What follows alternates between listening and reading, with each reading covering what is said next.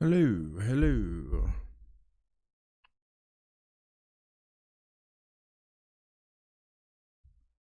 Hello, everyone.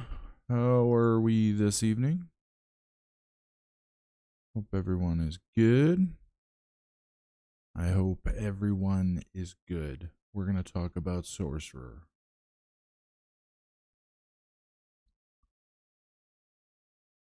Yeah.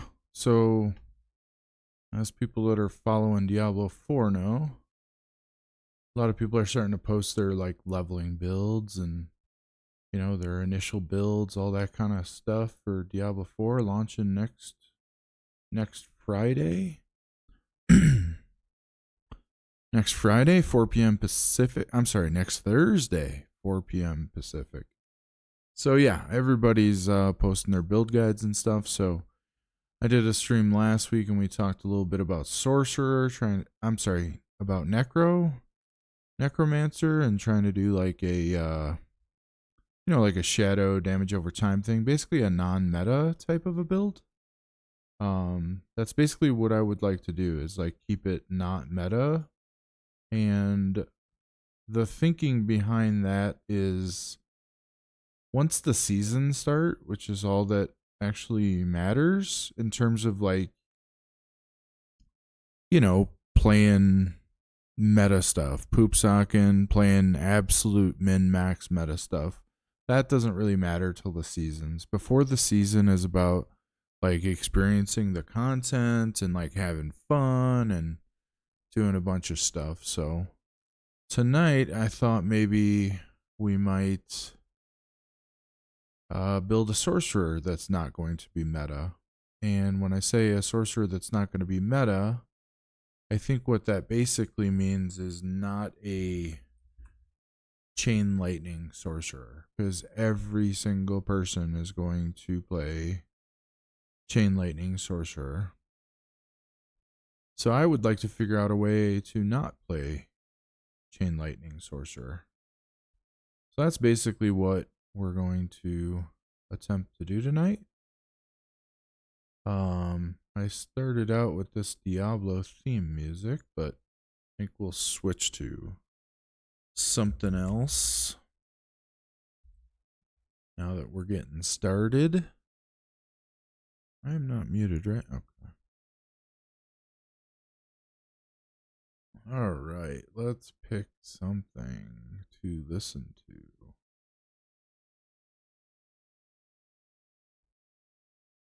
This seems good. This seems okay. All right. Just getting a couple things set up here.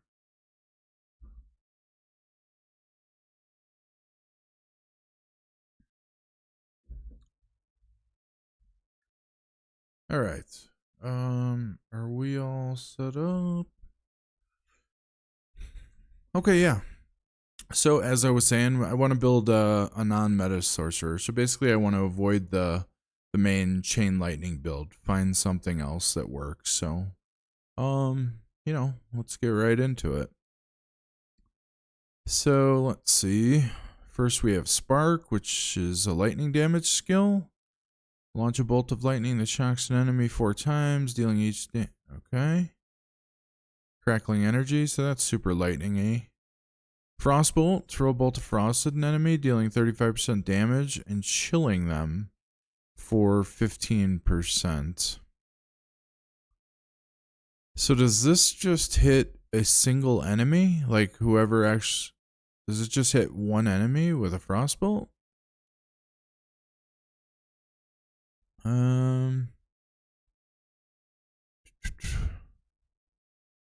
Let's see. Frostbolt has a 15% chance to explode on chilled enemies, hitting strong. Okay. So your first Frostbolt is going to basically hit a single target. And then after that, you get a 15% chance to explode on any other enemies that have been chilled. So your Frostbolted enemy will be chilled. And I'm certain that if you do a Frost build, you have a way to really get your chill going against a bunch of enemies. Chance increased to 100% against frozen enemies. Okay. That's very interesting to me because I want to say Frost has like a Frost Nova kind of a thing, which freezes all enemies. And I think it also freezes bosses. I'm not sure if it actually freezes the boss or if it just applies frozen to the boss. And like, even though the boss can move, its damage taken is like it's frozen. I'm not sure about that. But this is interesting. Frostbolt also makes frozen enemies vulnerable for 3 seconds. Okay. That seems okay. We're going to have to see how our mechanics work to be able to figure out, like, what are we doing to make things vulnerable? Or, I'm sorry, this makes them vulnerable. What are we doing to, do we have anything that scales with vulnerable? Stuff like that. Frostbolt generates mana when hitting chilled or frozen enemies. Is this not a generator to begin with? Oh, is Wizard the class that their mana is just a auto regen thing? It's not a generator like each hit, like all the other classes. It's like each hit with your basic skill is what generates your resource. It seems like Sorcerer, I think, it just passively regenerates. So this increases your mana regeneration. So I kind of like this as a choice. You get to choose either resource regeneration or to do more damage. It's a nice way to kind of customize your build. All right, so the fire basic skill, hurl a flaming bolt, dealing 10% damage, and burning for 40% damage over 8 seconds. So burning seems to be a dot damage over time type of effect. And then Arc Lash, this is definitely the best skill here. Just having played the 2 betas and the server slam, this is just so incredibly good. Not only does the arc lightning damage that you sweep not have like a cap of enemies that it hits, every 10 times it stuns every single enemy, and it's just really good.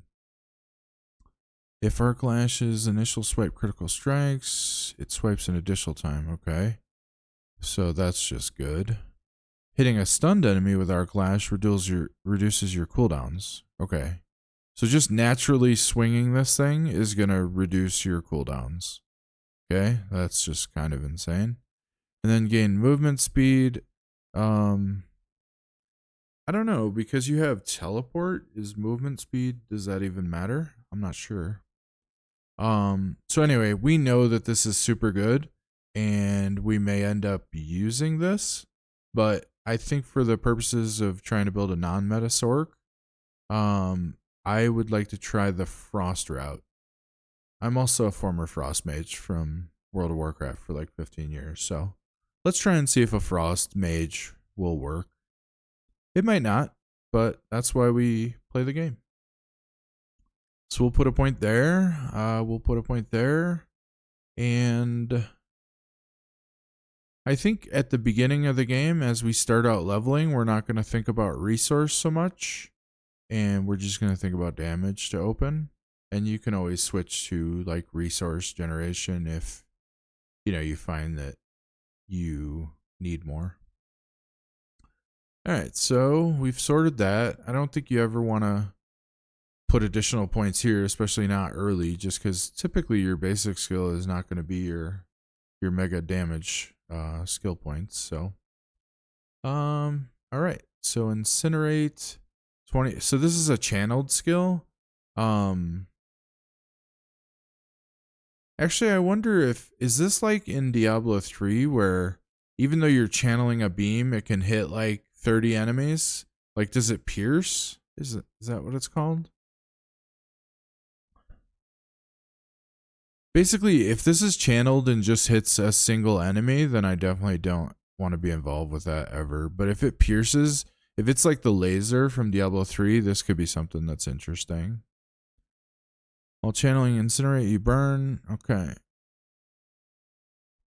All right. So that's just AoE around you while you're channeling. Okay. All right. That's some cool fire stuff. Fireball, this is pretty good. I mean, we know Fireball is a good damage skill. That increases the radius. I think a lot of people run the enchantment for Fireball. Even when they're not doing like fire builds. Fire, okay. Oh, so this basically transfers your damage over time damage into additional direct damage. Okay. That seems interesting, but also probably poopy. I'm not sure, but sounds like it's not fun to me. All right, Frozen Orb. Okay, so I am a professional frost mage from WoW, and I never ever throw my Frozen Orbs to the wrong place or lose them. And I'm being very sarcastic right now because anyone here who knows me from my WoW streams knows that every once in a while I just throw a Frozen Orb off the map or to a place where it can do 0 damage. And as a frost mage in WoW, it basically does all your damage in AOE situations. So it's a ginormous damage loss. And yeah, I looked like kind of a jackass when I did it, which was often. So, you know, maybe we'll bring that type of skill to Diablo 4. I don't know. Unleash an orb that chills and expels piercing shards. Upon expiration, it explodes. Okay, so it's basically the World of Warcraft Frozen Orb. The enchantment, whenever you cast a non-basic skill, you have a 20% chance to launch. Okay, so you can have a chance to just proc an additional Frozen Orb. Okay. All right, Ice Shards. Launch 5 shards that deal 25% damage each. Deal 25% increased damage to frozen enemies. Okay, this is what we were talking about earlier with like trying to find the synergies and stuff like that. So, let's look at the enchantment. Ice shards automatically conjure and fly towards frozen enemies. That's interesting. So that helps me learn one thing, which is Ice Shards is directional. And I guess one shard can hit one enemy unless there's a way for it to become piercing. Which, spoiler alert, there's definitely a way for it to become piercing. Ice Shards have a 40% chance to ricochet to another enemy. They always ricochet off frozen enemies. Okay. That's very interesting to me because I'm sure we're going to be running Frost Nova, which freezes all the enemies on the screen. So that seems cool. Hitting an enemy with 5 ice shards in a single cast makes them vulnerable. Okay. I guess this is like if you're in sort of melee range so that your shards don't really split. They all nail the same dude. While you have a barrier active, casts of ice shards treat enemies as if they're frozen. Okay. So we're starting to get the, so this is chilled. So we did hear on Twitter today that if an enemy is frozen, they are also considered chilled. So a chilled enemy is not frozen, but a frozen enemy is chilled. So when this thing says that your Frostbolt has a 15% chance to explode on chilled enemies, that also counts for frozen enemies, but then it moves up to the 100% chance. And then the frozen enemies become vulnerable here. Okay, so I kind of like this. I'm sorry, ice shards. Yeah, I kind of like this. So we're going to do the ice shards thing. We're always going to take the enhance. Now, what are we doing here? Hitting enemy with 5 ice shards in a single cast makes them vulnerable. Okay, this seems pretty like specific and niche. So I'm not sure exactly how I feel about that. While you have a barrier active, casts of ice shards treat enemies as if they were frozen. Ice shards always ricochet off of frozen enemies. So I think I want to go here because it looks like we're going to do a total frost build, and I'm definitely going to have the ice barrier up. So I think we're going to do this. because this is going to basically guarantee that we get the ricochet. So we're going to get like, you think like kind of like the chain lightning bounce thing is what I'm thinking. So yeah, I like it. Your maximum mana is increased by 3. Okay, this is something we'll have to just see. How does our mana stuff work out and where do our points work out? So we'll keep that on the radar. Your core skills, so that's this tier, so that's ice shards. Your core skills deal ×3 damage when cast above 50 mana. Okay. So if you're casting at a higher resource level, you're going to do bonus damage. Okay, so that's cool. Let's just see what these are. Okay, so this is chain lightning. Everybody knows everything there is to know about chain lightning. It is awesome, and even though it was nerfed, it's still probably the best talent.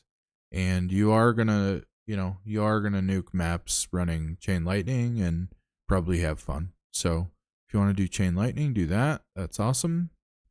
Charged bolts. I don't think I've ever skilled this. Release 5 bolts of lightning that course along the ground in an erratic path. Oh, so this is on the ground. When you stun an enemy, there's a 40% chance to release 3 charged bolts from them. Wow, so that synergizes pretty well if you were to run this arc lash thing, because the arc lash has the stun. Okay, interesting. So let's go over here. Potent warding. After casting a non-basic skill, so anything other than our frostbolt, you gain 2% resistance to all elements and 1 additional resistance to that skill's element for 3 seconds. Okay. So this is survivability and slightly niche, so we'll kind of just leave this here for now. And let's see here. Are we eligible to get into this tier? Yeah, it looks like we are. I don't want to add like additional points and stuff until we have to, because I just want to kind of build this out. All right, Flame Shield. Engulf yourself in flames for 2 seconds, burning surrounding enemies for 40% damage. While Flame Shield is active, you are immune. Total immunity?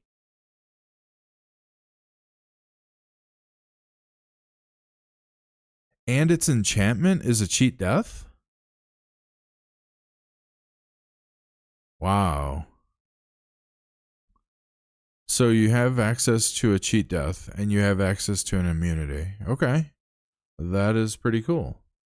Okay, teleport. Okay, we're always taking teleport because, spoiler alert, the best survivability talent in most games like this is movement speed.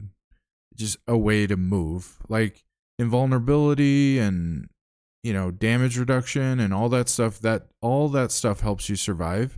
But the actual best thing you can do to survive is to be able to move and to move quickly. So you're never, ever, ever not taking a talent like teleport. So I'm pretty sure I've already said too much. There's nothing else to say about that. The enchantment is evade when is replaced with a short range teleport. Wow, that's a niche, interesting, cool. Enhanced teleport. Teleport is cooldown is decreased by 0.5 seconds per enemy hit up to 3 seconds. So you could theoretically with AOE get a 3-second cooldown reduction on a 11-second cooldown talent. So you can bring it down to 8 seconds. Okay, that's really good. Pretty sure you're always taking that. So we're going to grab that. Shimmering. After teleporting, you gain 30% damage reduction. Hello? For 5 seconds. Okay, 30% just straight up DR. That seems good. For 4 seconds after teleporting, crackling energy hits 2 additional enemies. Okay, so this is just a clear, like, do you want to survive or do you want to do a bit more damage? So, for the purposes of leveling up in this build and, thinking about trying to run like tier 2 or higher level content, I think that this is just too good to pass up. So, we're going to take the damage reduction. Theoretically, we're somewhat squishy as like a caster wearing cloth armor type stuff. So I imagine that this is just good. All right, glass cannon. Okay, so this is just a pure damage talent. You deal 6% increased damage, but take 3% more damage. So you're trading doing more damage for taking more damage. So I'm sure that we're eventually getting this. I don't know, exactly when. It's probably a good thing that we took this DR in order to get these, make these kind of trade-offs. But let's continue on for now and just see, for sure the things that we have to get. All right, ice armor. We're definitely taking ice armor. We have our ice shards synergy with barrier, and yeah, this seems just good. Barrier of ice forms around you for 6 seconds, absorbing 30% of your base life and damage. While ice armor is active, 5% of your damage dealt is added to its barrier. Okay, I did not know that. So yeah, barriers are just good because it's not really it doesn't take away from your health. It's an overshield, like in addition to your health. So that is super good. While ice armor is active, your mana regeneration is increased by 25%. Okay. We're definitely taking this. I'm not exactly sure about the order in terms of how we're taking these. We'll have to think more about that later, but for now, I mean, we're definitely taking this regen because this is a big number. Shimmering ice armor. Enemies that hit you while ice armor is active have 15% chance to become frozen for 3 seconds. Okay. So we're already starting to build like a frozen type of a synergy. In terms of we have our barrier active, so it treats enemies as if they're frozen. When enemies are frozen, our shards ricochet off them, so they do more damage with the ricochets. And does this have... And this makes the frozen enemies are vulnerable. So there's just a lot of synergy going on here, so this seems to be very good. Damage against vulnerable enemies contributes 50% more to ice armor's barrier. Okay, so this is, your standard defensive type of decision versus offense. So I think in this case, we're gonna take the frozen synergy. We're gonna go offense here. Now, what do we have here? Okay, yeah, Frost Nova. So this is our other way to freeze enemies. One thing I don't like here, unleash a torrent of frost. Freezing is underlined. Freezing enemies around you for 3 seconds.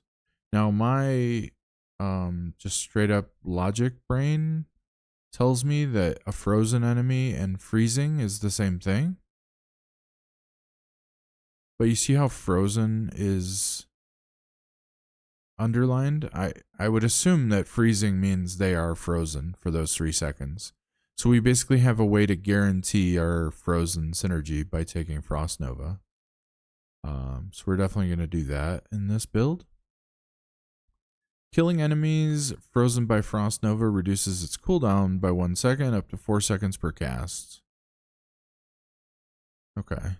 So 24 seconds and we get to reduce the cooldown by up to 4 seconds. Okay, that seems super good. We're definitely taking that in this type of build. Alright, so here's your mana regeneration. You're typically going to be Frost Novaing AOE, so this is probably going to be a good amount of mana, is my guess. Frost Nova makes enemies vulnerable for 4 seconds, increased to 6 seconds against bosses. Okay, so this is beautiful because we're kind of building a frozen synergy kind of damage build, kind of AoE type of focus. But in this case, this helps us do single target damage against bosses. And it also confirms that Frost Nova definitely does work on bosses, at least in terms of applying frozen and applying vulnerable. So this is just straight up offense and helps kill bosses. So I think we have to take that. Elemental Attunement, lucky hit. Critical strikes have up to a 5% chance to reset the cooldown of one of your defensive skills. Can only happen once every 10 seconds. So, So we happen to be, so this is the defensive tier. I guess it's not called that on here, but this is the defensive tier, and I think it's rather unusual that we're taking 3 defensive abilities. So in that case, I think that you're definitely taking this elemental attunement at some point. But I don't think you're gonna take it here yet, is my guess. So let's just continue on with the build and kind of see where it fits in.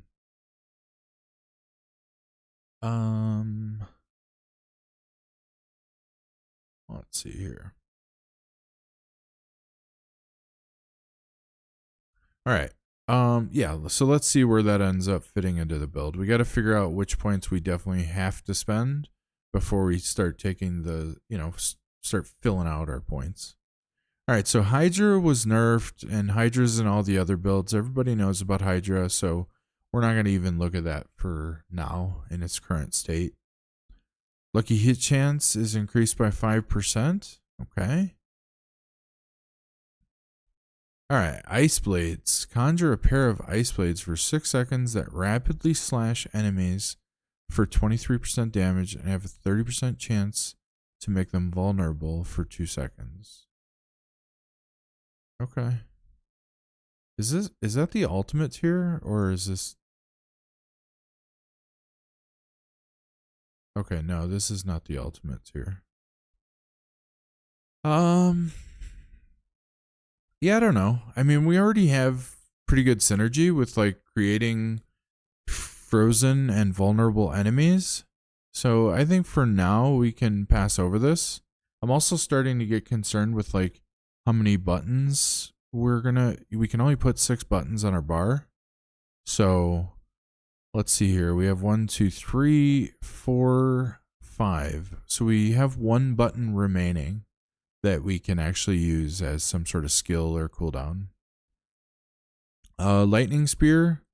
Okay, so this seems like this is in a lightning build. It doesn't belong with our build really. Conjuration Mastery. You deal 1% increased damage for each active conjuration. Okay. Oh, these are all conjured. Okay, so this is a fire conjure. This is an ice blade that's conjured. This is a lightning spear that's conjured. Okay. So I guess if you were going to do some sort of a cross build where you had like frost, lightning, and fire, then that's when you might consider this. So I don't think, at least for us this early on, this definitely doesn't seem to make any sort of a build for us.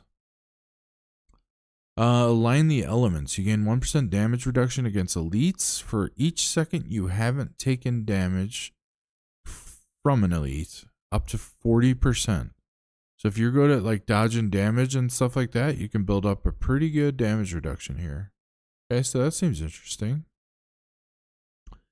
Protection. Using a cooldown grants 10% of your maximum life as a barrier for 2 seconds. Okay, this is pretty interesting because we're going to use Shimmer a lot. We're going to use Ice Armor a lot. We're going to use Frost Nova a lot. That's 3. Shards is not a cooldown, and Frostbolt. Okay. So we basically have 3 skills that have a cooldown. So 3 different skills have a chance to give us a barrier. And if you recall when we talked earlier, while you have a barrier active, cast of ice shards treat enemies as if they're frozen. And ice shards ricochet off of frozen enemies. So this seems like something that, might be a luxury, but we're probably taking this if we have the points to take it. Every time you spend 100 mana, you gain 5% damage reduction for 5 seconds. Okay. I mean, this just seems like this is just a very basic resource damage reduction, just based on us spending our resource, which is something every class will do. So if we have points, seems like a good thing to get. All right, so we have to spend points to proceed. And I think this stuff is very optionally So I think in order to get down here, we're going to put points into our main ability, ice shards, until we can move on. Okay, now we can move on. All right, so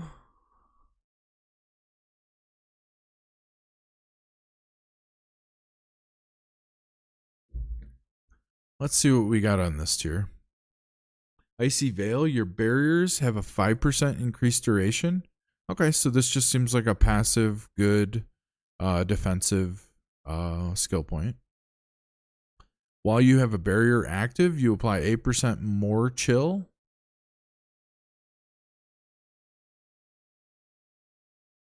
What the hell does that mean? While you have a barrier active, you apply 8% more chill. Does it mean more chill damage?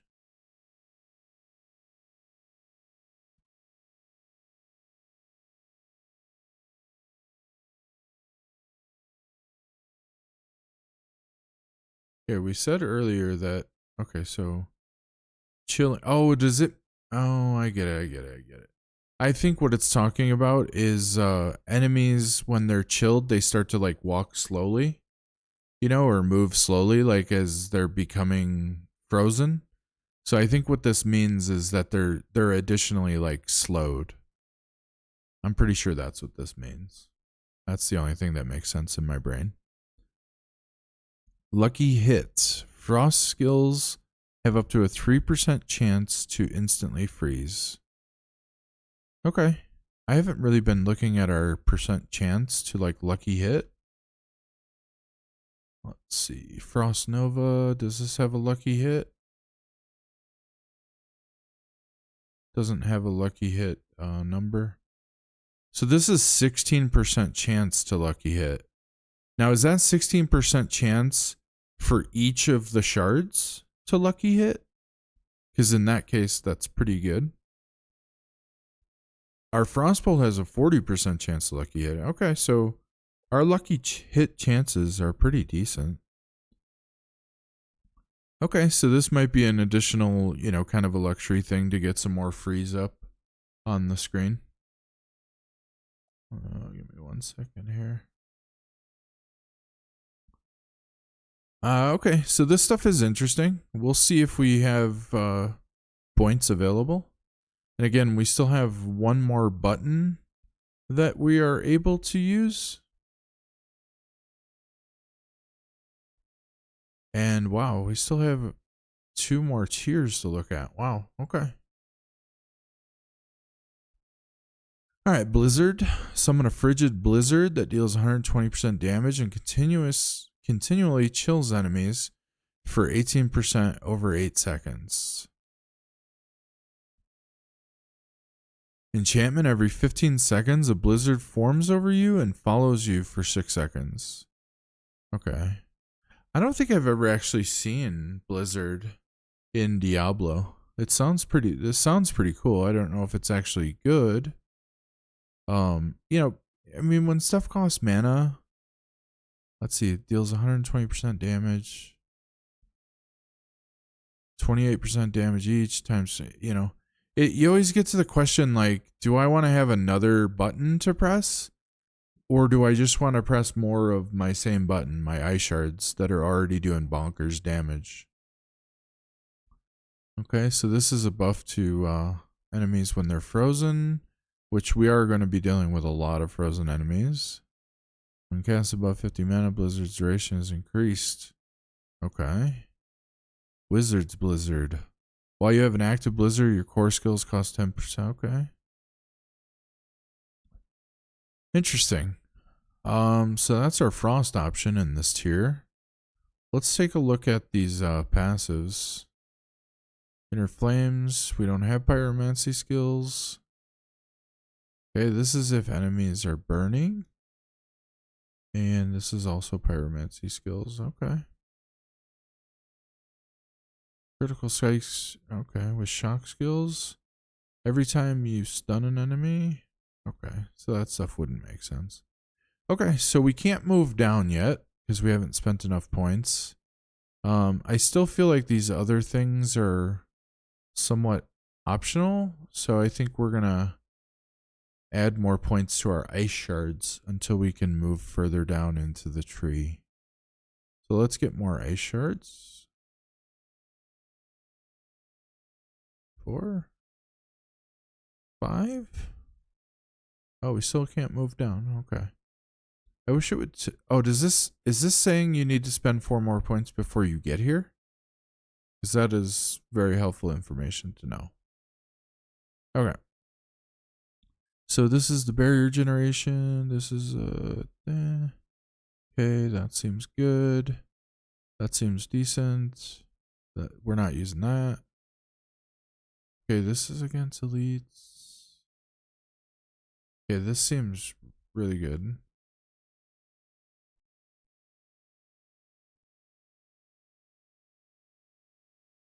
I kind of feel like I kind of feel like our utility and our defense is pretty good right now, so I think I want to go into glass cannon here. Because we know we're taking glass cannon. That's always happening. Okay. And then we still have to spend 1 more point.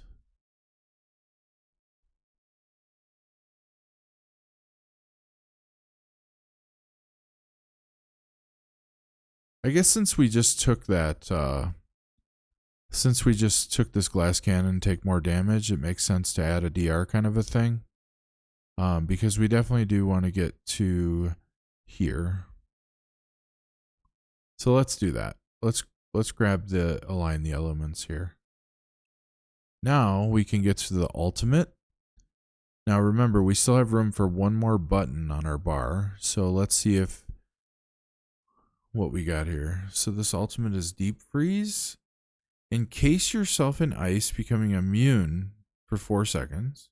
Okay, immunities are good. Hello.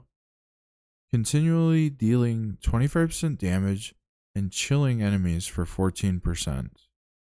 When deep freeze expires, it deals 100% additional damage. Casting deep freeze again ends the effect early. How would you cast deep freeze again if it's a 60-second cooldown? Is one of these cooldown reset things able?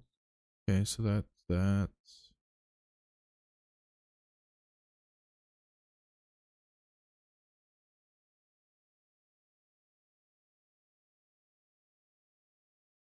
Where was the thing that?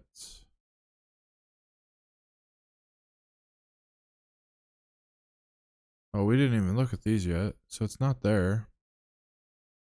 Armor is active. Mana regeneration. Didn't we have something that would reduce your other cooldowns, or is that not in this build that we're making?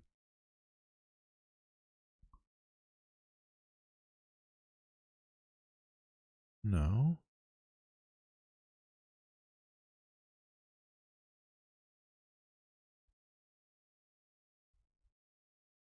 Am I like making that up?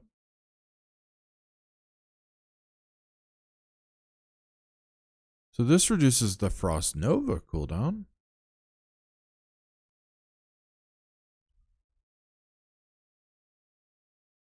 Using a cooldown grants you barrier.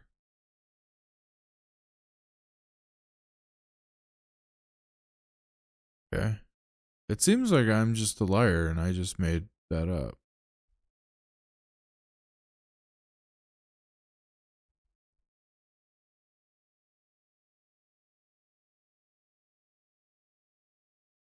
Yeah, so anyway, the reason that I'm looking this up is because, you know, when it says this last sentence, casting deep freeze again ends the effect early. If it's a 60-second cooldown, how could you ever cast it again? I guess maybe when you have like those shrines that have your stuff have no cooldown. I guess it's just talking about that. Like you can't have it twice. You can't stack it. I guess that's all it's saying. All right. When deep freeze ends, gain 10% of your base life as a barrier for each enemy you froze while it was active. Okay, that seems nuts. That seems really good. When deep freeze ends, your non-ultimate cooldowns are reduced by 50%. So what does that mean? That means Frost Nova, Ice Armor, Teleport. Those are the only cooldowns that we have.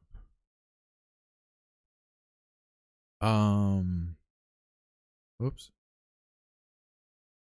So yeah, this actually seems like this isn't that great. Because we don't really have that many that big of cooldowns, so this seems very optional-ish. So I'm still watching. Play the music.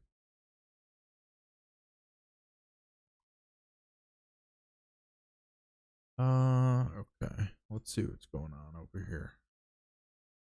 We got a little bet in the Lakers game. Just kind of.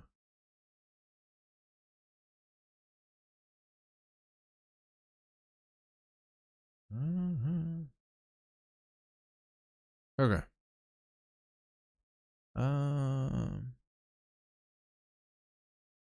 Cool. All right. So let's get back to this. So yeah, I think that this deep freeze definitely has a good synergy with our build, and most importantly, an immunity is just really, really good. And it seems like our immunity even contributes to the synergy that we have going on with, freezing and chilling and stuff like that. So we're gonna take deep freeze. This will be our last button on our bar. And I do like this, getting another barrier. We already talked about all the synergies that barrier has with giving us frozen and vulnerable enemies. So we're going to take that. Now we have to spend 8 points before we can get to this final tier of God mode damage stuff. So we have 8 points to play with. So let's review. So I just want to see, these are all burning stuff. Okay, so this is a heal for the fire boys. Okay. All right, so let's look over here and see if frost skills deal 5% increased damage to elites. Okay, I think you're always taking this because our build is naturally going to do like an insane amount of AOE damage, area of effect damage. So anything that does additional damage to elites. Does anybody know, does a boss count as an elite for these types of mechanic language things? Does a boss count as elite? I would think yes. A boss is like a higher tier of elite. But I'm not sure for the purposes of, this stuff, if that is true. Okay, so we're going to take that just because killing elites is always good in every Diablo game ever. You deal 4% increased cold damage to vulnerable enemies. We've already talked about earlier. We have a few different methods to make our enemies vulnerable, so this is just going to naturally be a damage buff. 3% increased damage to chilled enemies and 6% to frozen. Okay, so I really feel like you have to get both of these. Cold damage against vulnerable has a chance to generate. Okay, so this seems optional-ish. This will depend on how our regeneration, how do we do on our resource regeneration. So we'll see about this, but I think we definitely have to take all of this. How many points do we have left? Oh, we still have 24 more points to get. Wow. Okay, so we're definitely taking all this stuff. Let's just see before we grab this mana, because we have a lot of options for regeneration, so I'm not sure. So let's see what our God mode ability is going to be. Let's start with the non-frost stuff, just so we know what's going on. Your burning effects deal 2%, the X 2%. The X there means that it is additive and not multiplicative, just FYI. So additive is not quite as good as when something is multiplicative. Okay, so this seems really good for those fire boys that are doing a lot of AoE burning. Your fire critical strike damage is increased by 25% chance. Okay. Okay, so this is kind of like the WoW skill that they have, the legendary thing. Cool. Veer's Mastery. Close enemies take 10%, X 10% increased damage from your shock skills and deal 20% less damage to you. Okay, so this has got some DR. Crackling Energy hits one additional enemy. Each time crackling energy hits an enemy, your shock skill. Okay, so a CDR kind of a thing. Okay, interesting. After freeze expires, enemies explode for 25% of the damage you dealt while they're frozen. That seems good. Because, spoiler alert, they're all going to be frozen. We're going to be doing a lot of freezing. Shatter seems very good. Shatter's an awesome WoW talent as well. Okay. Avalanche. Lucky hit. Your frost skills have up to a 10% chance to make your next cast of Ice Shards, Frozen Orb, or Blizzard consume no mana and deal 40% increased damage. That chance is doubled against vulnerable enemies. Most of our opponents are going to be vulnerable, so we can kind of assume that's going to happen. But this is kind of proc-ish based off of Lucky Hit. So I think in this case, we're starting out at least with this guaranteed shatter damage. Let's run shatter. Okay, so now let's kind of move our way up and figure out the best way to spend our remaining 23 points. Okay. So this seems good, but let's see the other mana things. This one, I think we decided that is not that important. We're going to leave this. So let's go here. Let's get our barriers a better duration. That seems like just a good utility.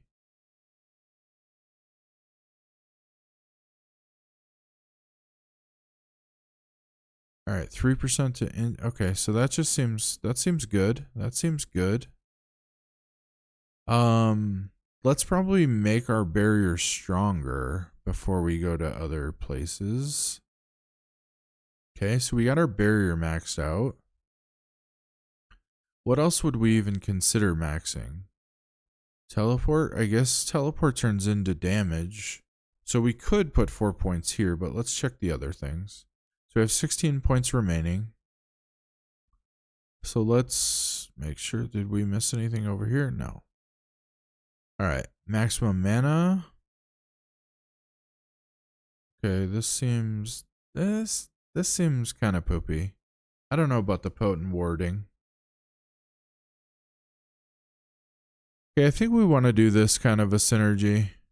Get more mana, and then while you're above 50 mana, you just do more ice shards damage. So let's dominate the elements here.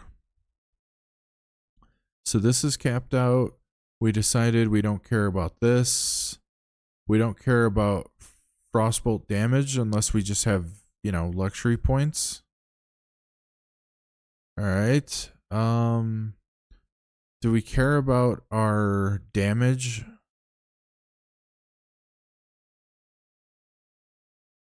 I don't know if we care about this. Let's check. Elemental attunement. 5% chance to reset. Okay. I think this is good. I think we're taking this. We're not doing any conjuration, so this is garbage. All right, we took this so that we could get to here.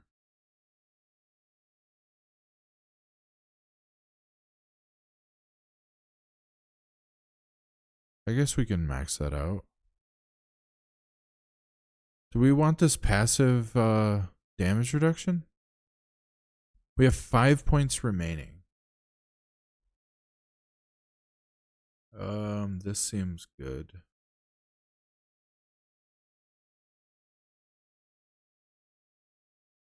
This seems good.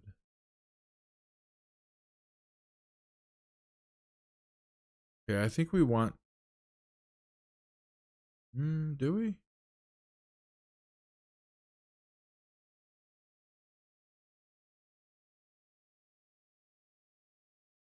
I don't know. 5 more points. So our choices really are to have more teleport damage. What does it do if we... So it's 3%? Oh, and it reduces the cooldown. Okay, we're definitely doing that then. So we have 1 point remaining.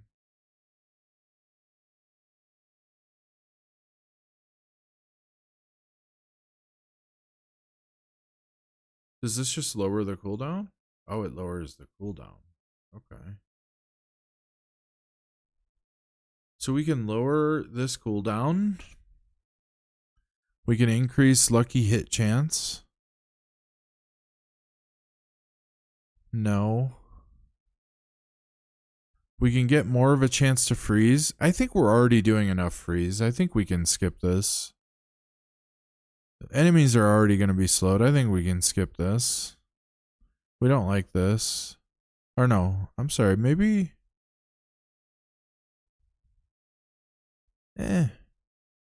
Well, I guess because we're doing AoE damage, this could actually turn out to be quite a bit of mana. I mean, it's talking about a 20% chance to generate 5 mana, but I believe you have the same 20% chance against, let's just say, 50 enemies that are on your screen. You know? I think we go here. Frigid Breeze. Okay. So I think that's the Ice Shards Shatter build. Ice Shards, Deep Freeze, Shatter. We got Nova, we got Armor. Crossbow. Okay. All right. I like it. The one thing I did look at this earlier, but I think that this is something. So we start out in the Fractured Peaks, Act 1 of the game. So that was another part of the thinking, in terms of doing this Frost build. Again, we're trying to do a non-meta sorcerer build, so I get it. Everyone's playing Chain Lightning. But here, this aspect of Piercing Cold.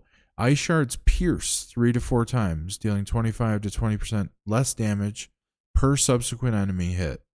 This is unlocked in Dead Man's Dredge and Fractured Peaks. This basically means in your opening 30 minutes of playing this game, you can get this legendary and put it on your gear. And we're going to be running Ice Shards, and this is going to make them pierce, which is going to significantly increase the damage of your Ice Shards. So we definitely are going to be putting this aspect on, preferably on our necklace. I don't remember what level you get your necklace. I want to say you get it around level 10-ish, level 8 to 10, something like that. You get necklaces in the main quest line before they start dropping. But this will be a ginormous damage increase for basically no cost, just completing a dungeon that you're already going to do as part of your leveling up and questing in that opening area. So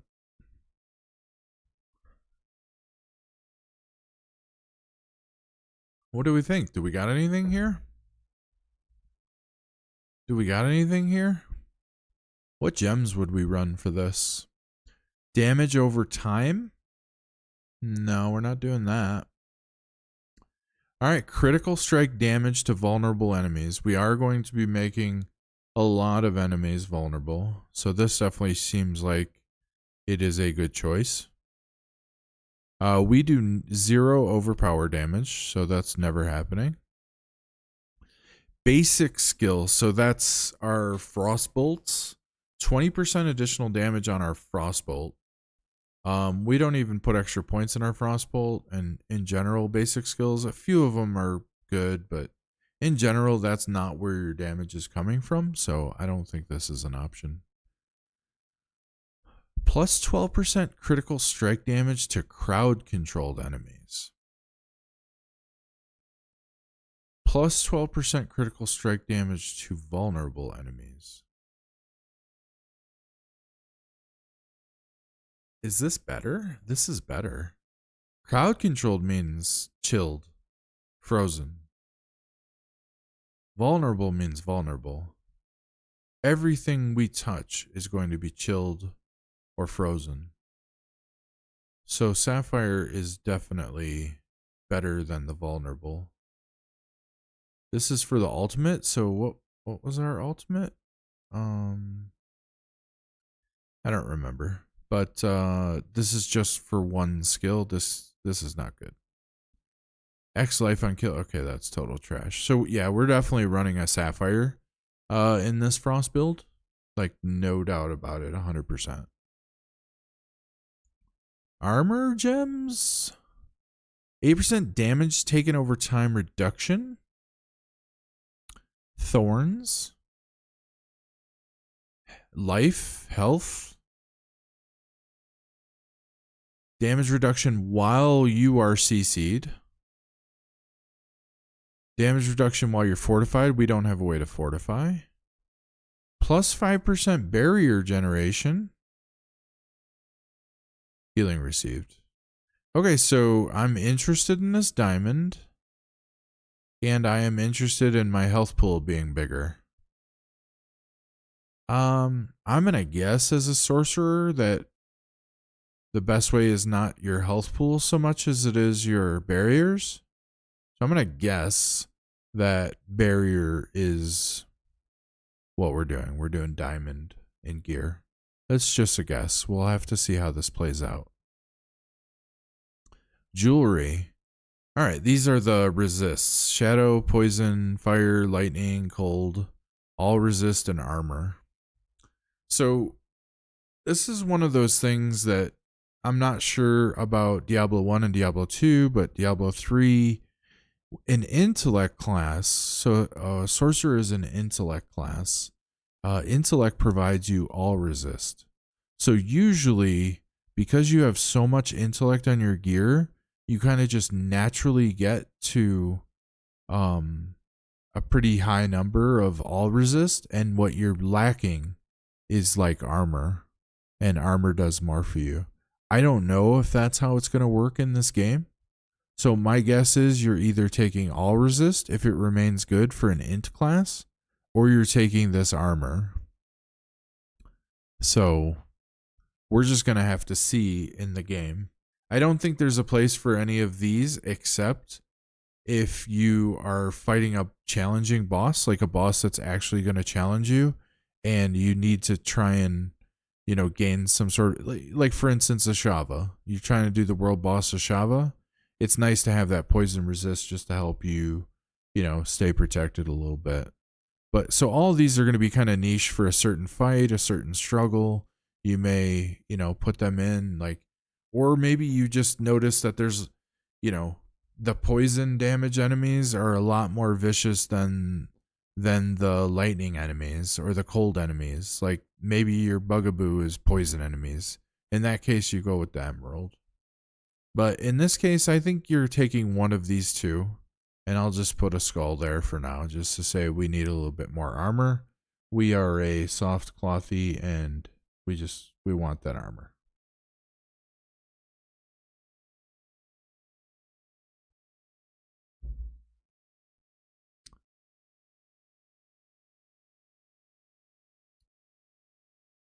Okay, so we got our gems. Ooh, let's think about our enchantments. So we took Frostbolt. So direct damage from skills applies up to 15% chill. Okay, so this is just we're adding a slow basically to enemies.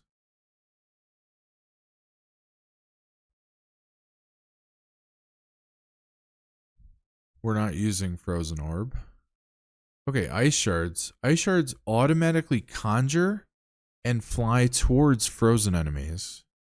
This is interesting. So this is like adding kind of a seeking aspect. Well, it says they automatically conjured. So does that mean... I don't know exactly what that means, but I'm interested. Upon getting hit, you have a 5% chance. Okay, so this just seems okay, passive, okay-ish. Frost Nova, your conjuration skills have up to a 30% chance to unleash a Frost Nova. Okay, we don't have any conjuration skills is the problem.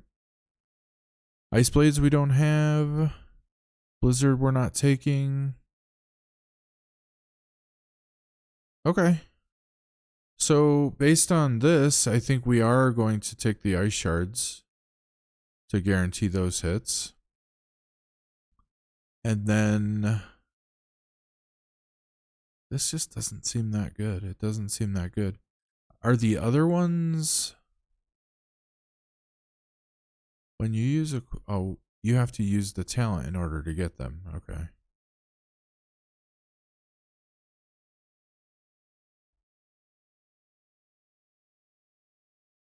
So this gives you a second teleport.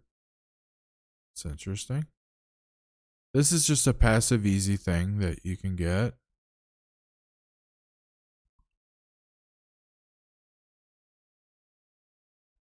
Your conjuration skills.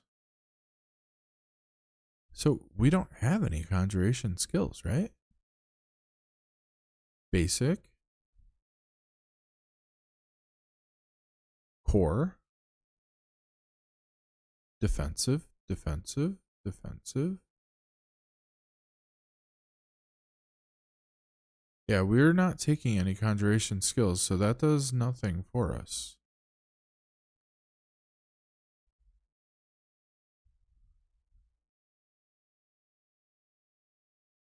And we don't have either of these. So, literally, our only options in this build is to get more chill, which I think this kind of makes sense. I mean, I think this is probably the way to go. Or we just take this kind of boring, you know, we have a chance to get some more survival. This does nothing for us. Yeah. So let's do the frostbolt.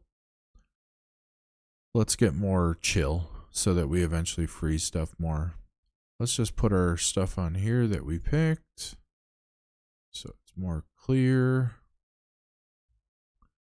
All right, we have Frost Nova, we have Ice Armor, and we have Teleport, and we took Deep Freeze. Surprised these, I guess these ultimates don't have a enchantment, but that's basically the build that we're in. And yeah, again, the aspect of the Piercing Cold. This is a big buff to the Ice Shards, makes us do quite a bit of damage. And yeah, I don't know. I think we kind of have something here.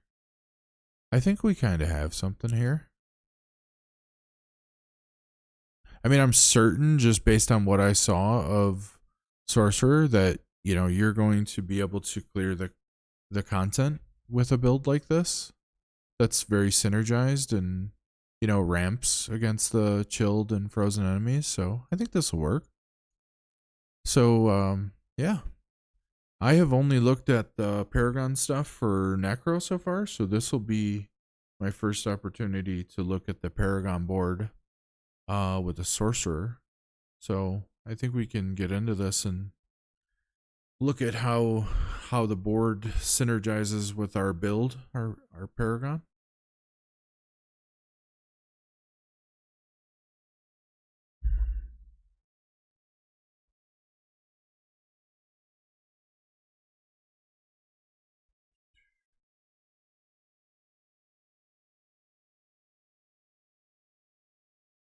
Interesting. Lakers are up big, huh? Okay.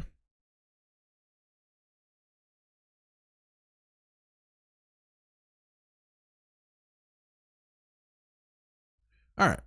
Let's look at this Paragon board. Also, let me look at my OBS. Can you actually see this Paragon board? Is it? Yeah, it's big enough. Yeah, for sure. Okay. Let's close that. All right. So let's look at our starting board here.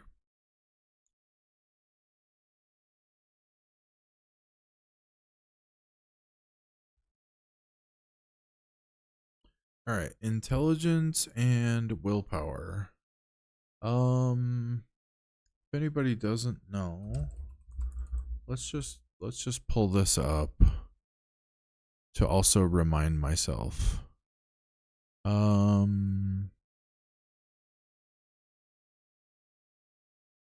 Okay, so sorcerer and necromancer both. Okay, so you start with more intelligence and then willpower. So int and willpower are our two main stats. And in general, this is what I was talking about before. Intellect provides all resists, and willpower provides healing received and overpower damage per point. Now, we don't do overpower, so willpower, this is for all classes, not specific to sorcerer. So you can see here the intellect is definitely better than willpower. Now, when you get to class specific, so intelligence is what gives us skill damage, and willpower is what gets us resource generation. So willpower is helping us get our mana, and intelligence is actually helping us do bigger numbers, bigger the damages. Okay, so for the most part, I think we're looking to take intellect as much as we can in terms of our classes stats. So let's kind of just look at the tree a little bit to see, like, we have to get to here. So are we going, so left side seems very resisty, defensive-y. Seems like it's very resist and defense related. And okay, so this is very damage. This is the dams. Yeah, so we have defense on this path and we have offense on this path. So for now, we're going to take offense. We're going to go right. So as I mentioned, willpower is less good. So we'll get the intelligence route. Okay, 5% non-physical damage. So basically read non-physical as frost. We're getting 5% frost damage. Boom. 10% frost damage. Boom. So if we get up to 200 intelligence, we get another 10% to our frost damage. I wonder, so this is 85. I imagine that is just referring to our base class and our base, like every level you get, every time you level up, you gain 1 to every core stat. In addition, you get an individual core stat rolls on your armor pieces. Okay. So if you're level 50, you get an extra 50 intellect here, etc. So yeah, so this 85 has to be basically your character doesn't have any gear on. So once you have your gear on, I'm fairly certain you're going to have over 200 intelligence, and you're going to be getting this additional 10% frost damage. 2% life or 2% life. See, I don't know why Blizzard does this. I guess maybe there's a world where you take both because you want the life stuff, but my point is that I feel like if you're trying to go up to here, you have to go through this, right? This should be a choice. 2% life or 2% all resist. And you get to choose, like, do I want the life or do I want the all resist, etc. Why do they do the thing where no matter which way you go, you get the same thing? Stupid. All right. So another 5% frost damage. Intelligence. Okay, we have to take this. Willpower. All right. Now, as I mentioned, we're going to this glyph. So, do we want dexterity or strength? Or,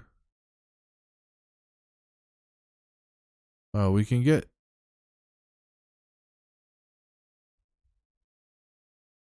get 5 extra intelligence if we go the long way around. But we still end, yeah. What does strength and dexterity do? Strength gives you armor. Dexterity gives you dodge. Okay. I guess crit. You get crit from dexterity. Tiny bit of crit chance. That's interesting. Okay, that definitely makes me lean crit. Or sorry, dexterity over strength when you have to make that choice. So let's go this way. Let's go up and let's get our socket now that we're touching.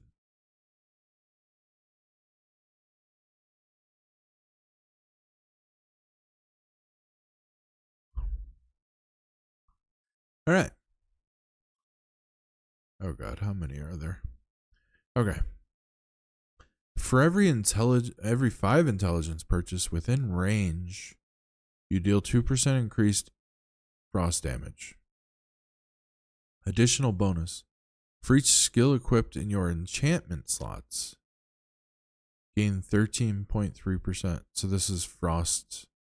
Okay. So that just seems. This seems decent. Okay, this is just a bonus to all the stuff that's in range, the magic nodes. Additional bonus. After spending 50 mana, you deal 6.7% increased damage and gain 6.7. Okay, so this is kind of like a damage CD kind of thing.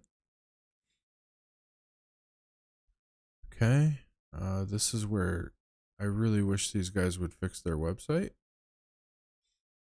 Hello?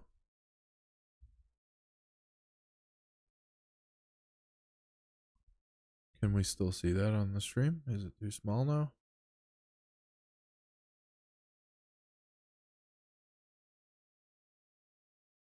Yeah, you can still see it. Okay. No harm, no foul. Oh, but I still can't read it. Well,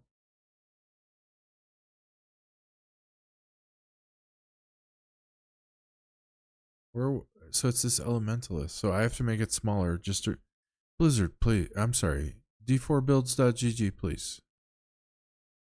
Make this so that it goes down instead of up. Why would it be off the screen? Okay. Can you guys see this still? Yeah, you can. You can.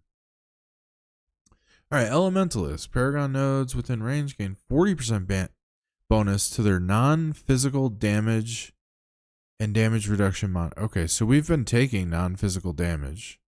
So this boosts those. Dealing fire, cold, or lightning damage to an enemy increases all damage you deal to them by 5% for 10. Stacking 1 per element. Well, we're only going to do frost. So this is benefiting people that are using like frost, fire, and lightning damage, it seems like. Mastery skills gain 3% increased damage. Okay. I don't know what our mastery skills are. Is it these ones? Okay. We didn't take a mastery skill. So rip to that. Okay. So it's not that. Conjurer. We didn't take a conjuration skill. So rip to that. Charged. For every 5 intelligence purchased within range. Okay. We're not doing crackling. Torch. We're not doing burning. Pyromaniac. We're not doing fire stuff. Frostbite. Ooh. For every 5 willpower purchased within range, you deal 3% increased damage to chilled targets. Additional bonus. Enemies deal 13.3% reduced damage to you for 5 seconds after they are no longer frozen. Okay, so this seems really good. If you freeze an enemy because like you're in danger and usually, yeah, that's just good to have a DR after freezing enemies. It's a good like save your butt in a situation. I don't like the for every 5 willpower part though. Just because I don't really want to buy willpower. So let's keep looking. Tactician. 50% damage bonus to all rare nodes within range. Deal 10% increased damage for 4 seconds after casting a defensive skill. Okay, this is 25 dexterity requirement though. That kind of stinks. But this does seem like this is kind of built for like our build because we're running 3 defensive skills. So, you know, that's a lot of casting of defensive skills to be able to keep getting this 10% damage buff. So this is interesting. Imbiber, for every 5 willpower purchase within range, deal 1.8 increased damage while healthy. Okay, we hate this. This is garbage. Reinforce grants 50%, blah, blah, blah. 10% DR while you have an active barrier. Okay, so this is just a passive DR that's just boring and good. Territorial, for every 5 dexterity. I don't want to purchase dexterity. Flame Feeder, we're not doing burning. Winter, Paragon nodes within range gain 40% bonus to their cold damage and damage reduction modifiers. So I have a question about this. So when it says bonus to their cold damage for the Paragon nodes, is it referring to non-physical damage? Because I didn't see cold damage. I saw non-physical damage, which equals cold damage. So the question is there anything here that actually says cold damage? If not, then we can deduce that it means the non-physical damage thing. Yeah. I think we're safe to make that deduction. Okay. So this is definitely super good for us. 3% increased cold damage for 10 seconds, up to 15%. Whenever you chill an enemy. We're going to chill an enemy at all times. Why, again, with the requirements within radius, 25 dexterity?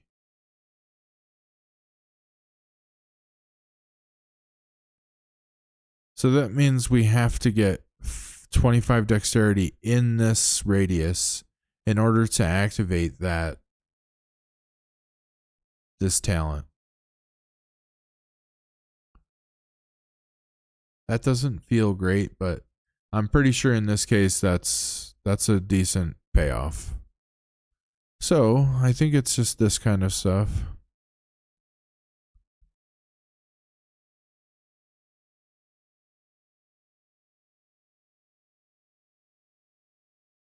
So this is 10 dexterity, 15.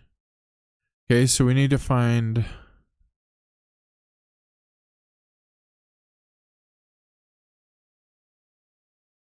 Oh my god, can you even get? So this is 20. Oh, you have to get... Dude, there's literally a total of 25 dex... Oh no, here's... Okay. Okay. Alright. So let's take this away. Let's just see...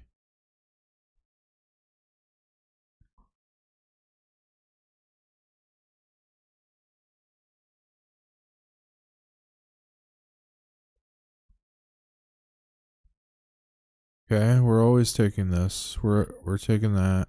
We're taking the 5% frost. We're taking that. We're definitely taking that.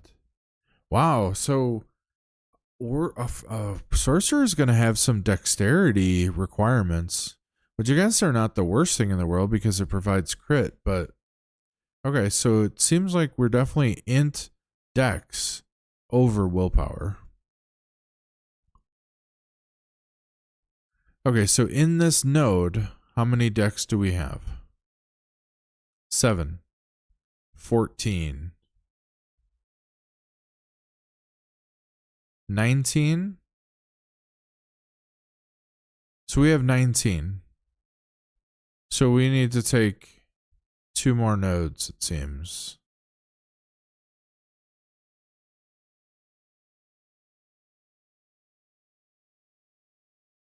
Where are they?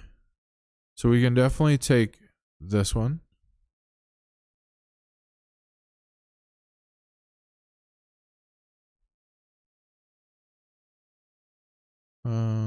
I think it's easiest just to take that.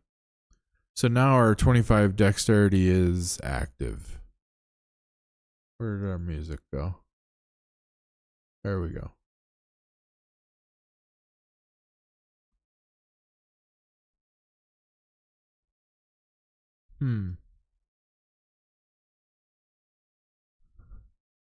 Yeah, so we have our dexterity requirement met. These ones also have a dexterity requirement, but this doesn't say that it has to be in this range. So I'm pretty sure this other dex can come from your gear. Yeah. All right. So now let's get out of this board and let's take a look at what our legendary sockets might look like.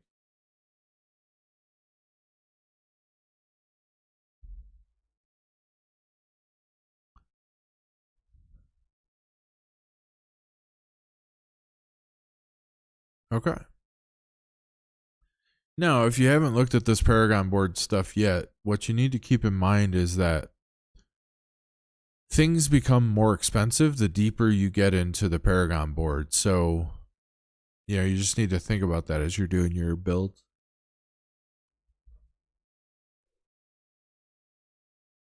Oh, excuse me.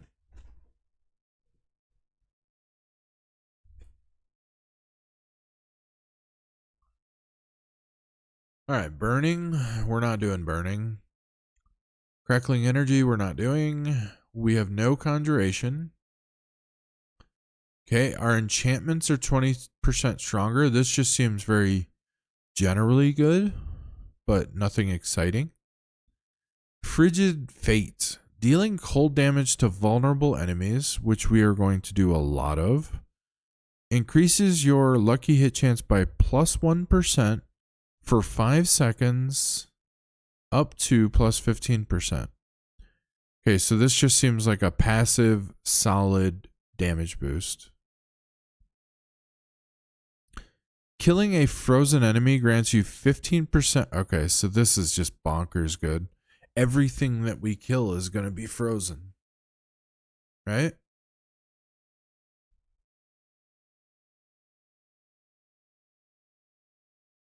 Mana regen for stunning? Okay. Yeah, we're definitely taking this Icefall.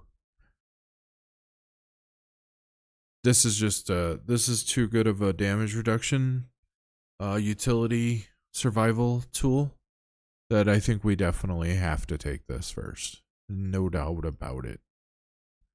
All right.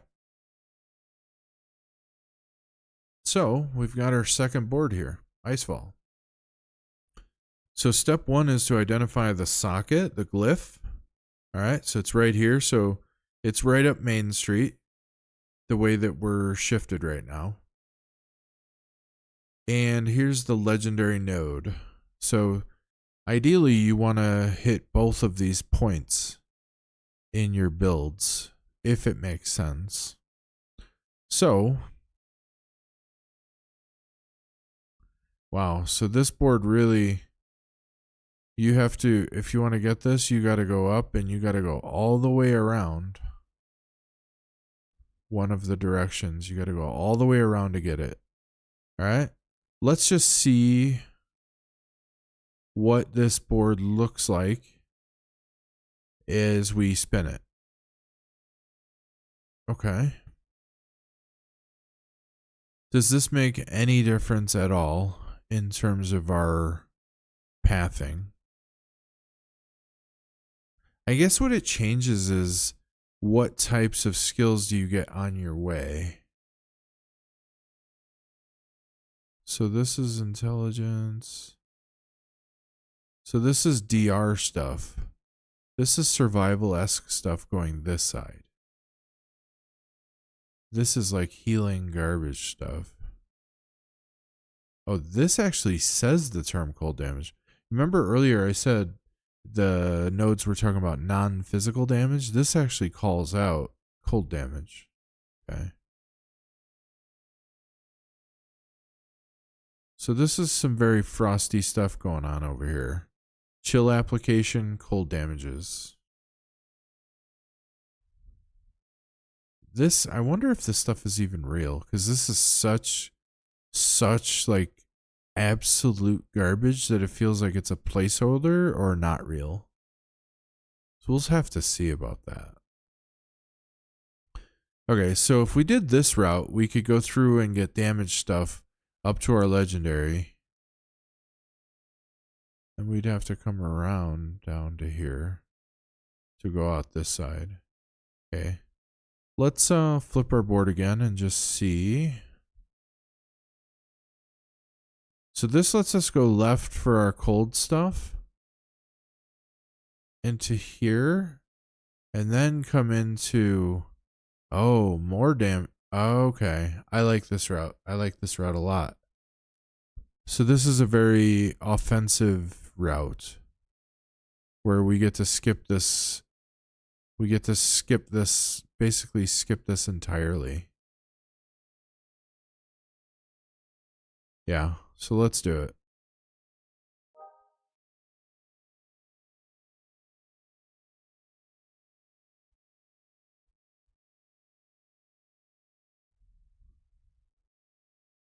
Cold damage.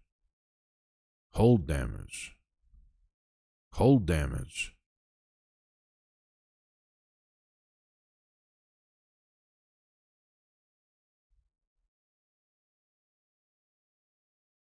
All right. I'm not sure about this chill application stuff because, I mean, we're going to be doing a lot of chilling. You know what I mean? We're going to be doing a lot of chilling. So we can always come back and grab this stuff. But for now, I'm kind of just zeroing in on cold damage, non-physical damage.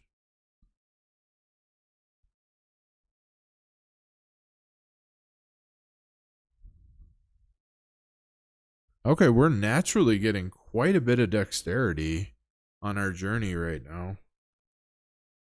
Which, now that we know that that gives us critical strike chance, that actually makes sense for like the lore of mage, sorcerer, wizard, etc. Like, it totally makes sense for us to be getting our crit chances up.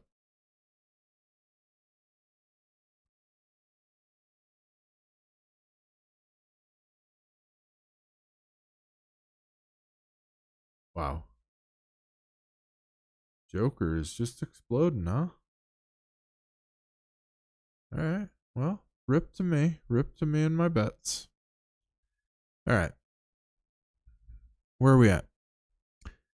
So we're trying to get to this legendary. Boom. We got it. Now,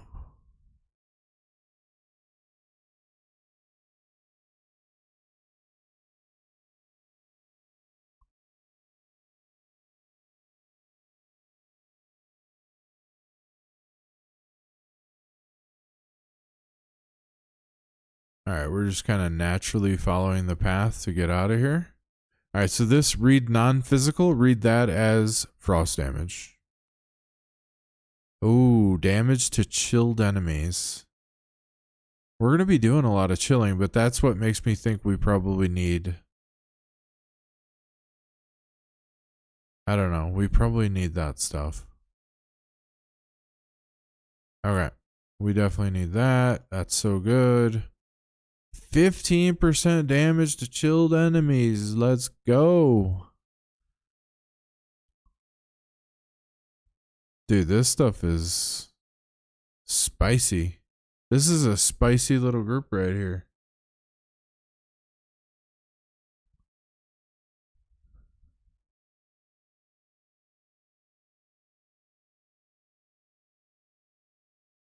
Willpower. We're trying to get to this socket here.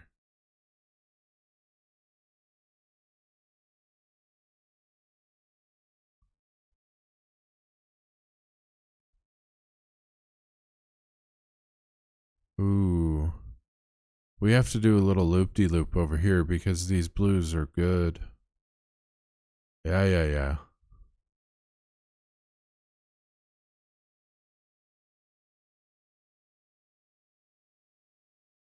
So what's the path here?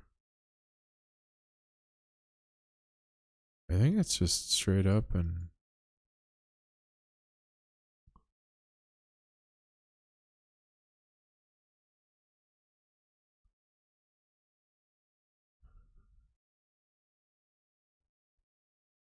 DR is on the left side here. Okay, so that's the defensive area, DR. So we should probably just bolt out of here up here, right? Well, first we got to get our glyph. But yeah, there's nothing too exciting going on there. So let's get our glyph. So we just talked about these, and I've already forgotten. All right, for every 5 decks, you get the 1 point side. Okay, vulnerable.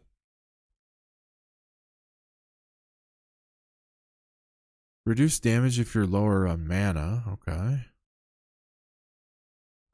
For every 5 decks purchased, you gain 3% increased damage to crowd control targets. Okay, so that's like slowed, chilled, frozen targets.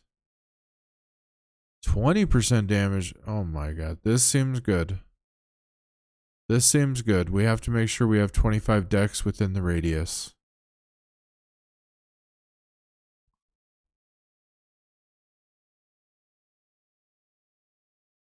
Electrocute. Let's just check our freezy kind of stuff. Imbiber. That's a glyph. Frostbite. Is it this? Enemies deal through. So this is damage plus and some survivability. Whereas this is just pure damage, but this is a lot of damage. I think we're doing this. All right. So what is our requirement? 25 decks in this range. So let's see, what do we have? I wish it would count for you like the other ones do.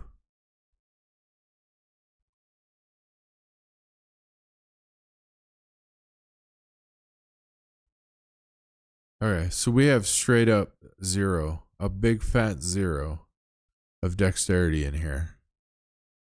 So that makes me wonder, are we taking the wrong thing, or should we go spend? Just seems very unoptimal to go around here trying to get dex. You have to get to this side. Yeah, I kind of want to look again then. That does not seem ideal to do a dex purchase.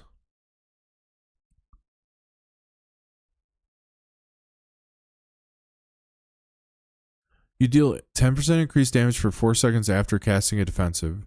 Again, well, this is dex though. Okay. So this is willpower damage.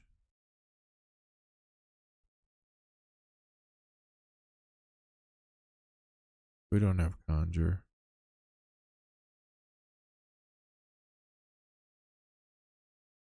That seems kind of just okay.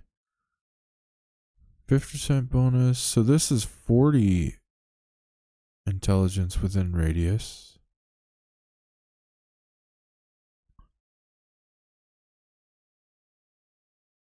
I don't know. I mean, 3 seconds is such a short buff. Where's our music, dog?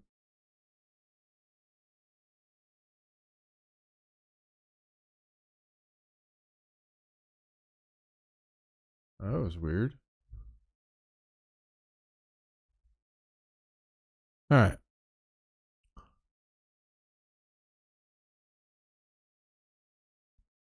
Our glyphs are not that great, are they?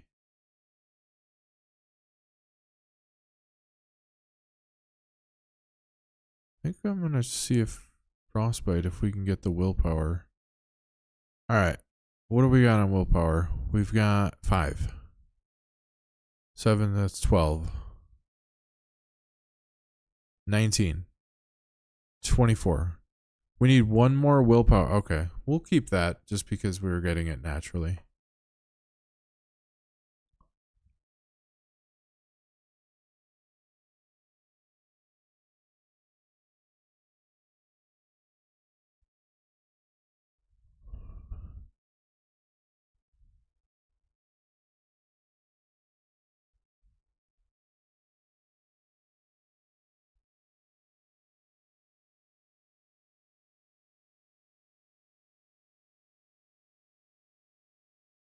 Boom.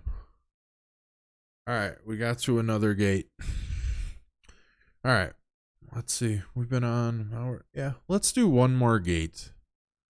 Let's do one more gate. Let's see what we got here. Burning, we don't burn. We don't crackle. We don't conjure. We do have enchantments.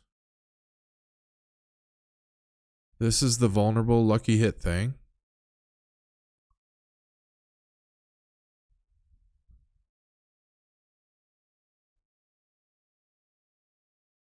So is this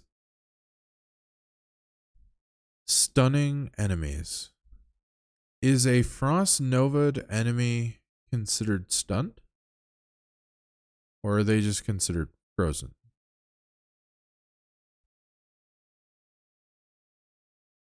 They're frozen. Okay. So we don't have stuns. Okay. We don't have stuns.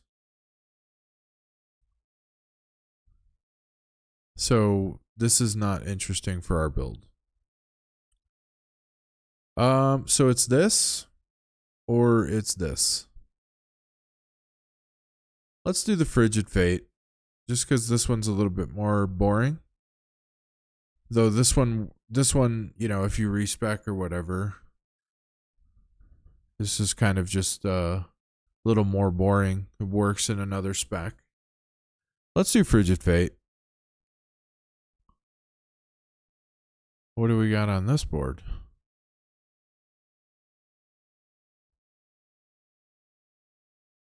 Okay, so here's the socket. And here's the legendary. So once again, they make you go kind of all over hell to get this stuff.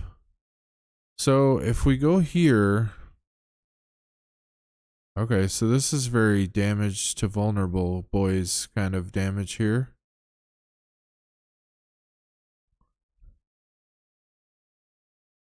Ooh, I kind of like, this is also damage to vulnerables. And this is the resistance side. This is also that poopy side.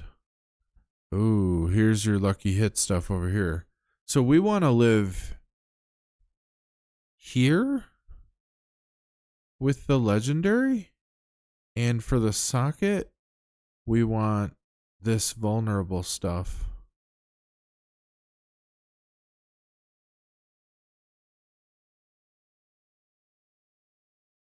Damage reduction. Okay, so we don't want that. We want up here and here. Okay, so I think we don't need to turn the board at all.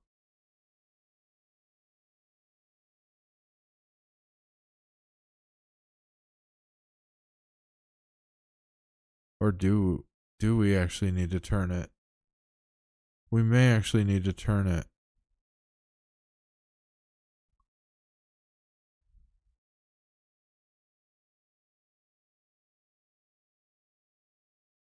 Yeah, because this is poopy.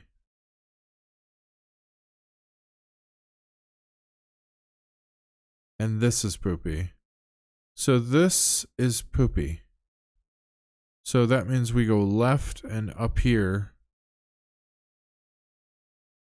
And then we go to the right side to get our legendary through this stuff.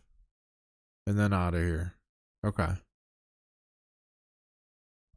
Yeah, so we got to go left on the board on this shape, I think. So, let's go.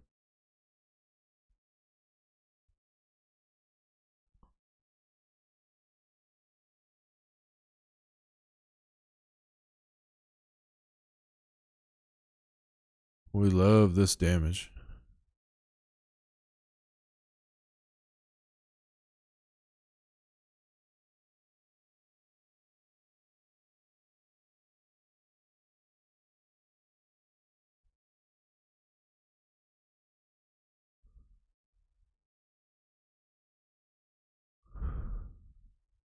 All right. I think we want to head straight over to our socket, yeah? Willpower, int, willpower. These are all good stats.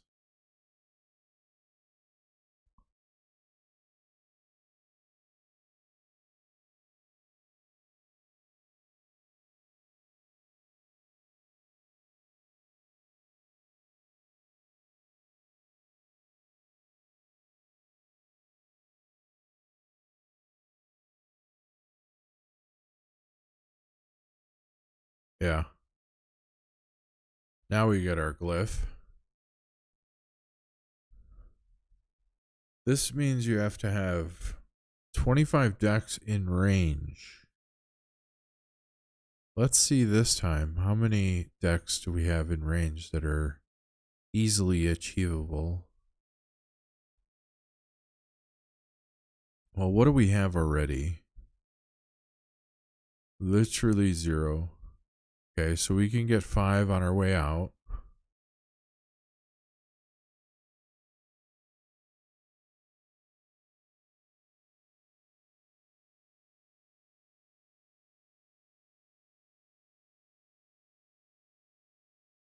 Man, this is kind of crappy, dude. We would much rather get a willpower glyph.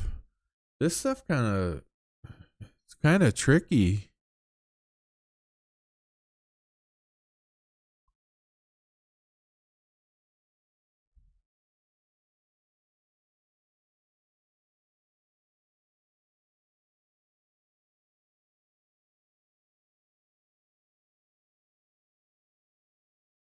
This gives us a frost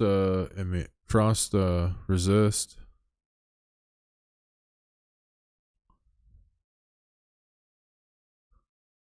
This is intelligence that just gives us a basic regen and damage boost. Probably can deal that.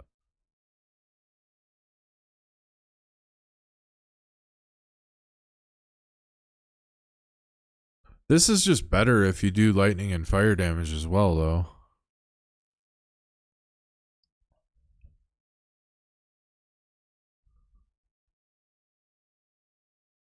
It's just too hard to get decks.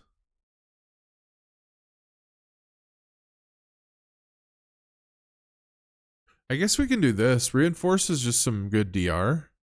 And that way we just need 25 willpower. And we have, let's see. We have 7. We have 14. 19, 24.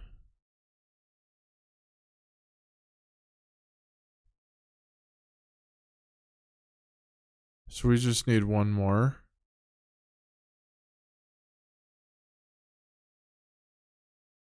So we can just take this just to complete that.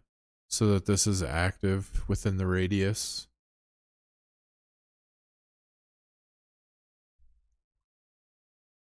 And then we want this stuff. And we don't care about this stuff. Unless it turns out that you need more survival, more damage reduction, more, survivability, then you go up here. But since we don't, and we're going to the legendary anyway, we want to get to this juicy area. So we'll just head up.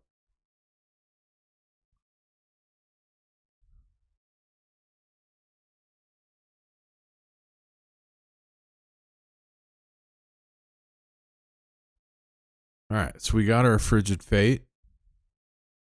Now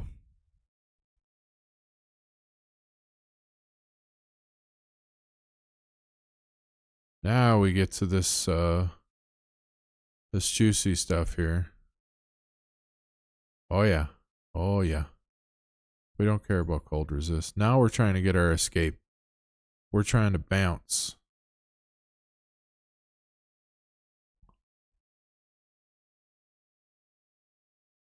Oh yeah.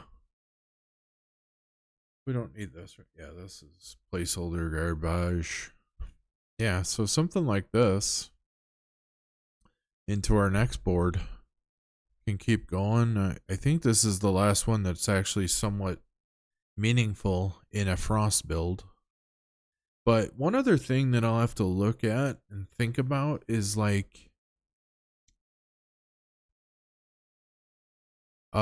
is there going to be a build that makes sense and does a lot of damage that uses like fire, frost, and lightning, like normally in like lore cases, like lore stuff, like druids typically have a benefit from like shape shifting, like they go into a bear, they go into a tree, they go into a owl, I'm talking just in lore, not in Diablo. I think in Diablo they just have the werewolf and the bear.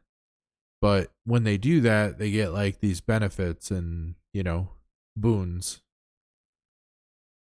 I wonder if there's a way for a mage, because when things like elemental are, oh, I guess it's a glyph, elementalists exist, that makes me think that there could be a build out there where you're like cycling between the elements. Like you have a frost skill, you have a lightning skill, you have a fire skill, But we'll have to see about that.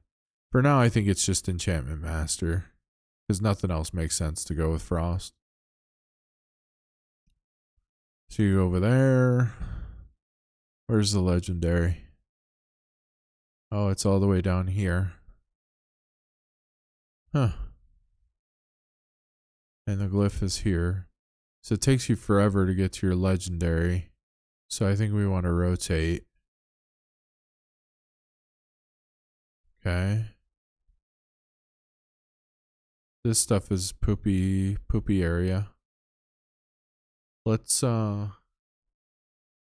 this stuff is decent. Just decent survivability.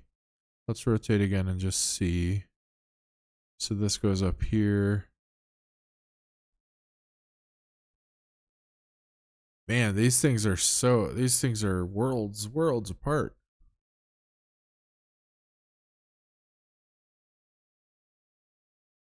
Ooh.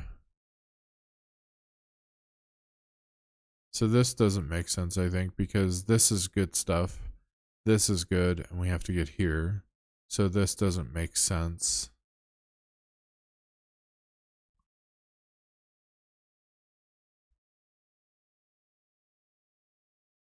Okay. This probably makes the most sense, though.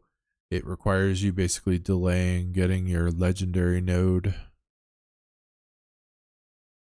Well, does it make sense? Because you need to go and get this and then come up to this. Okay.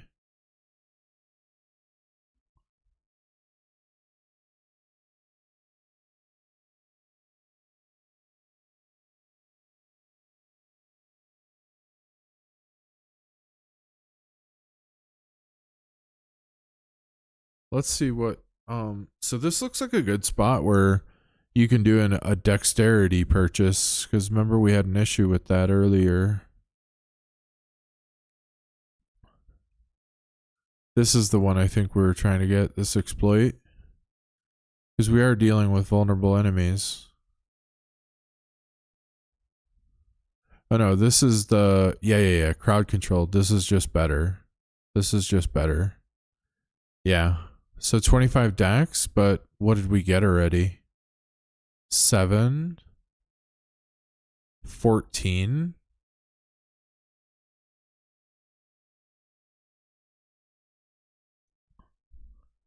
So we have what?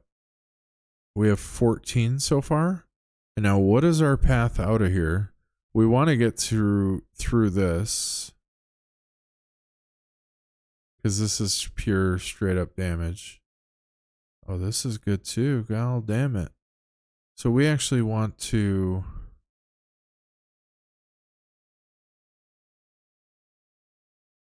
How do we want to go? I think it's this way first. So we want to get out of here while getting 11 more decks.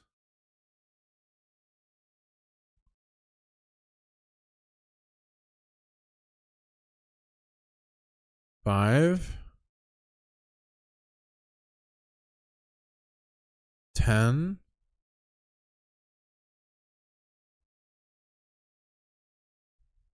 Oh, you get one on your way out. Okay. So boom, you just head out. We can always get this all resist stuff if it turns out that we like need survivability, whatnot later. So yeah, we just roll through here and get these damage. These are huge. These are huge. That's poopy. So this is where we go up and we cross over to get to the more damages. Oh, it feels bad for this to be right here. Come on. And then we go up.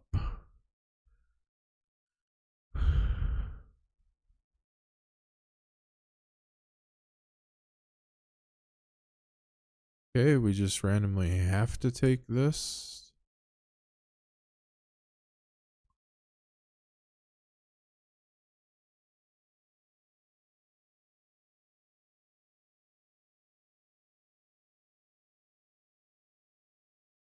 Okay, we get our legendary node. And now we bounce up out of here. This feels bad to have to be here. That feels bad. And we just bail. And we bail. Boom. Oh, sorry about that. I don't know if that was loud. But I think that's basically it.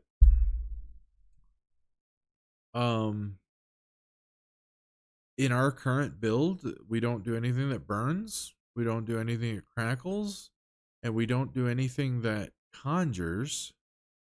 And we don't cast fireballs. And we don't have a stun. So we literally don't need another board in our build the way that it's shaped. So that means that we have 17 points remaining and we can just go allocate them as best we see fit, you know. Just grab, like, you know, I guess you'll have to actually look closer, like what's easy to just get that's most powerful.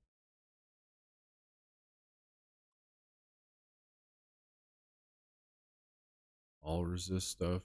Is there any like magic or rare nodes that make sense?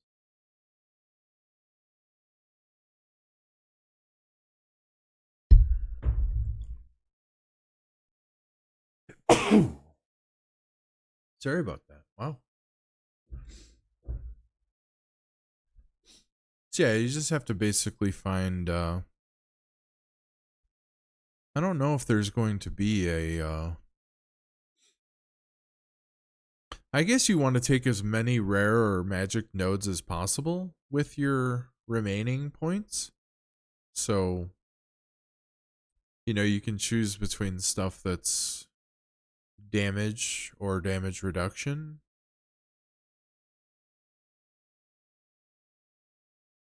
I would probably lean towards making sure that you get magic and rare stuff.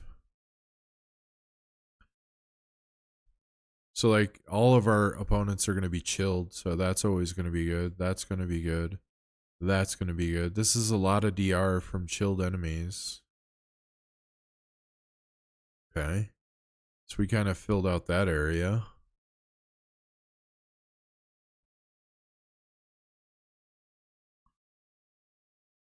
We can get this rare all resist here.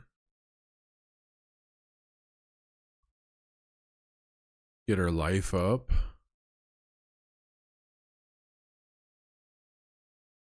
What else we got? What else we got?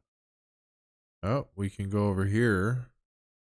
Get intellect, get this damage reduction from chilled boys. Oh yeah, I think this is good. This is good. Get as much rare and magic shit. 4 points remaining. This is just straight up resist. I don't care for that as much. Straight up resist. Straight up resist. 4 more points. Healing over time. This is such poopy. It's such poopy. I mean, I guess we can take this because it's rare. 3 more points. So I don't really see a good easy access spot. Oh, here we go. Willpower. Oh, yeah, we go there. Now we have 1 more point. We take willpower, all resist, or willpower. Probably just take the willpower. And bang. There's 220 points.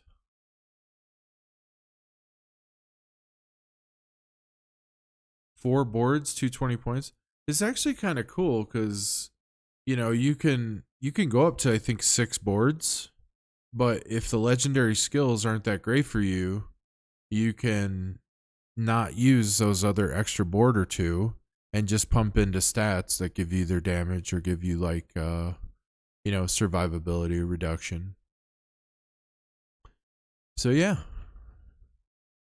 I kind of like this. Even though I'm maining Necromancer on launch, I am fairly excited to play a Frost Mage, Frost Sorceress. We got a lot of synergies. We got a lot of freezing. We got a lot of chilling. We got a lot of vulnerable. And we got a lot of synergy between our builds, between our talents within our build. And I think this is awesome. 10% critical strike chance. So this has nothing to do with our gear because it doesn't have us having gear. Our vulnerable damage is up to 70%. So we're up from 20. Sweet. Damage versus elites is pumped up. Look at this. Damage versus chilled. Damage with non-physical. So this is frost. So this is all our frost stuff. 47. Okay. Okay, we're doing some dams here. Our all resist is up to 41.75. Okay. Armor's up. Mana regen is almost 30%. Our lucky hit chance is kind of poopy, but we're not really building around that. Chill application. Very cool. I like this site a lot. Only 8% additional life. But this is kind of stuff that we can, you know, we'll learn as we're playing the game, like how much defenses, how much survivability, how many of the things like that do we need to add. So, yeah. I think we're going to call that a build and we're going to call that a stream. We've got our non-meta source. Let's cold shards freezy mage. Cold shard freezy mage.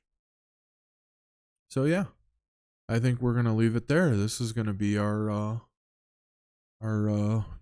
opening experience as a sorceress. We're gonna do some cold shards freezy mage things. So cool. Well, I hope you guys like the stream. Anyone who's here, if you want to drop me a follow, that's always appreciated.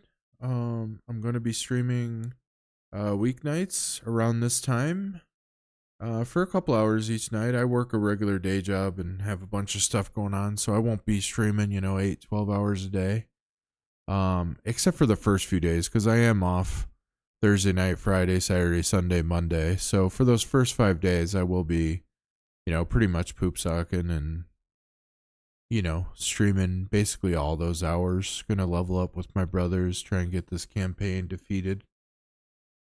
But yeah, if you like the stream, drop me a follow so you know when I'm going live and trying to grow the channel, and we'll see where it goes. Anyway, I appreciate you guys for stopping by, and we will see you next time.